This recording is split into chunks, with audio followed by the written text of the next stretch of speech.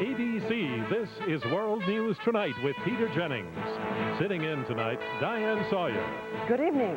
Solidarity was the message to Saddam Hussein today. In London, Prime Minister Thatcher met with Secretary of State Baker and said, "We stand absolutely together." And from Mikhail Gorbachev, who met with Mr. Baker yesterday, "Let no one try to drive a wedge between us." The other part of the message, of course, is strength. We are learning more today about what the deployment of about 150,000 more troops to the region means. And as ABC's David Enser reports, those troops asking when do we get to go home probably won't like the answer. They were preparing to paint equipment the color of desert sand at Fort Riley, Kansas today, as Pentagon officials put out the bad news. The forces now in the Persian Gulf, and those about to join them, will be there for the duration of the crisis.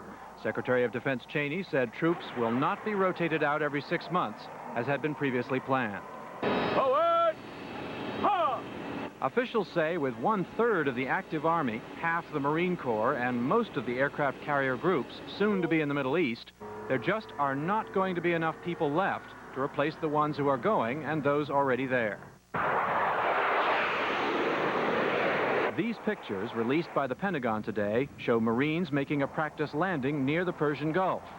Once all the additional forces are in place, trained and ready, some analysts believe there will be pressure on the president to use them quickly. Waiting will make the job more difficult, the political support more fragile, and the costs infinitely higher. Many congressional leaders were unwilling to talk about the new deployments today, but some are worried that war is getting closer. If you send in these troops and we end up with 10, 15, 20,000 kids coming back to this country in body bags to liberate a scorched Kuwait, I'm not so sure you're going to find a tremendous amount of support or approval for the president having taken that action. Pentagon officials say they believe the American people have the patience to try everything else before war. They point out the U.S. has been willing to pay the price to keep troops in Europe for over 45 years. David Ensor, ABC News, the Pentagon. There are about 220,000 Army troops in Europe right now. Nearly half of them will get new orders, head to the Gulf. ABC's Sheila McVicker is in Germany.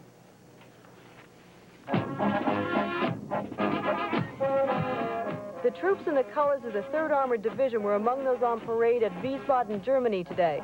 After these tank troops and others are redeployed to Saudi Arabia, American ground forces in Europe will be cut in half, the lowest level since the Cold War. The decision to move more than 100,000 troops out of Europe quickly reflects a new confidence in security here.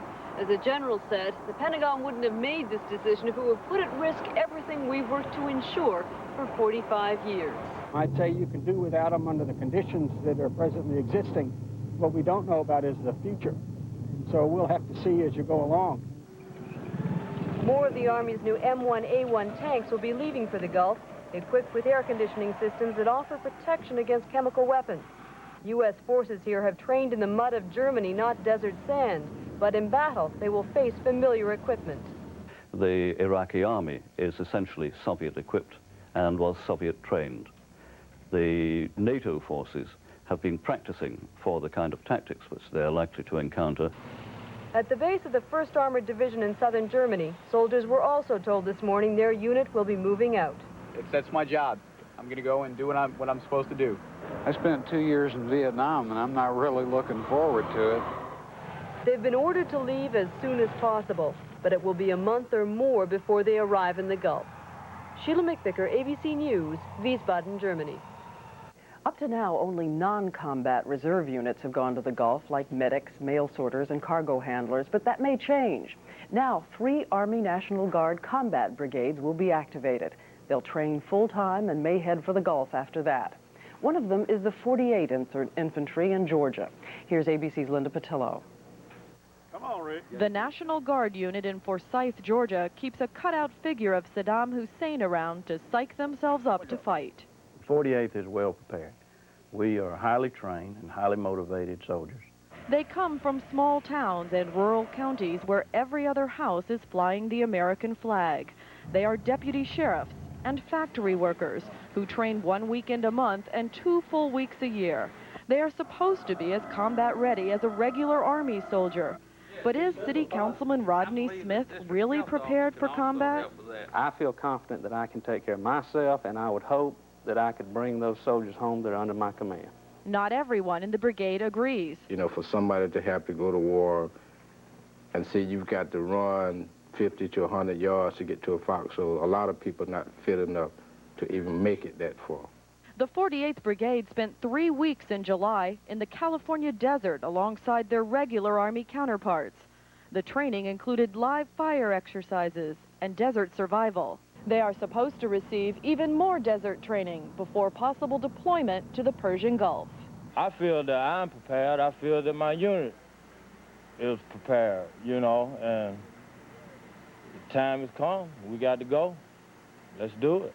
Part-time soldiers who may soon find out whether they are really prepared to go into combat full-time. Linda Patillo, ABC News, Forsyth, Georgia. In Baghdad today, the first official reaction to the new buildup of American troops. It came as yet another group of Western hostages was being released. In Baghdad, ABC's Karen Burns.